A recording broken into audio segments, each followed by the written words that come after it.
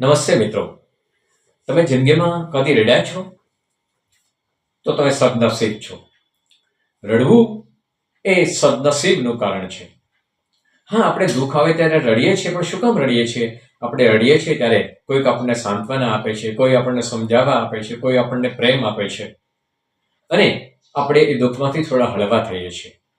પણ દુનિયામાં કેટલાય એવા લોકો છે કે જેને આ રડવાનું પણ નસીબ નથી મળતું. એમને આ રડવા માટે સમય નથી મળતો. એ સમય ખર્ચવો પણ એમને પોસાતો નથી. એમના મા બાપની જવાબદારી, એમના પત્નીની જવાબદારી, બાળકોની જવાબદારી, ઘરની જવાબદારી એમને રડવા માટે પણ સમય આપતી નથી. એક દિવસ પણ જો અટકી પડે તો બીજા દિવસથી રોટલી અટકી જતી હોય છે. મિત્રો, રડવું એ સદનસીબ છે. આપણે રડીએ છીએ ત્યારે કોઈક ને કોઈક આપણને મનાવે છે, સમજાવે છે, પ્રેમ આપે છે. કોઈકના ખોળામાં માથું નાખીને આપણે રડી લઈએ છીએ, કોઈના ખભા ઉપર માથું મૂકીને આપણે ચોધાર આંસુએ રડી લઈએ છીએ.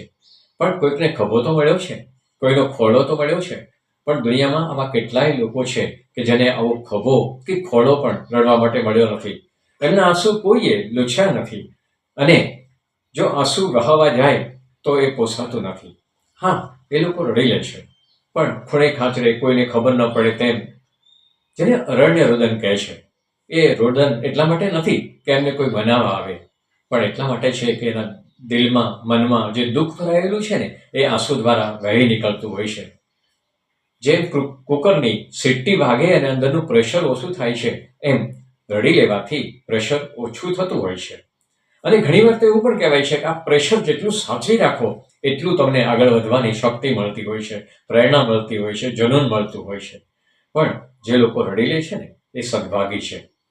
બીજું કે બરબાદીઓ કા શોક મનાના ફિઝૂલ થા. એવા પણ લોકો છે કે જે બરબાદ થયા છે, દુઃખી થયા છે, પણ જો શોક મનાવવા જાય ને તો એનો કોઈ અર્થ નથી. એને તેનું જીવન ચલાવવાનું જ છે. ક્યાંયથી કોઈ ચમત્કાર થાય, ક્યાંયથી કોઈ મદદ આવે એવું શક્ય જ નથી હોતું. એવા પણ આ લોકો આ દુનિયામાં રહે છે. હવે કેટલાક શહેરોમાં ક્રાઇમ ક્લબ શરૂ થઈ છે. રડવા માટે બધા લોકો ભેગા થાય છે. પોતાના દુઃખોને યાદ કરીને, પોતાના આજ સુધી આવેલા સંકટોને યાદ કરીને, અથવા તો એના સગાવાલાઓ એની પાસે આવીને બધું યાદ કરાવે છે કે તને આમ થયું હતું, તારા નાનપણમાં તારી માં ગુજરી ગયા હતા, તારા પપ્પા આટલી ઉંમરે ગુજરી ગયા હતા, તને આવું થયું હતું, તને નોકરીમાં આવું થયું હતું. આ બધી યાદો કરાવીને લોકોને રડાવે છે. આ રડવાથી મન હળવું થાય છે. થોડુંક આનંદ, થોડીક સહાનુભૂતિના કારણે લોકો જીવી જાય છે. પણ કેટલાય લોકોને સહાનુભૂતિ જ નથી મળી. એ લોકો આ દુઃખને, આ અંદર રહેલી એક ઈચ્છાને દબાવીને ખૂબ આગળ નીકળી શકે છે. માટે રડવું એ પણ એટલું જ જરૂરી છે અને ન રડી શકાય તો પણ ચિંતા કરવાનો વિષય નથી.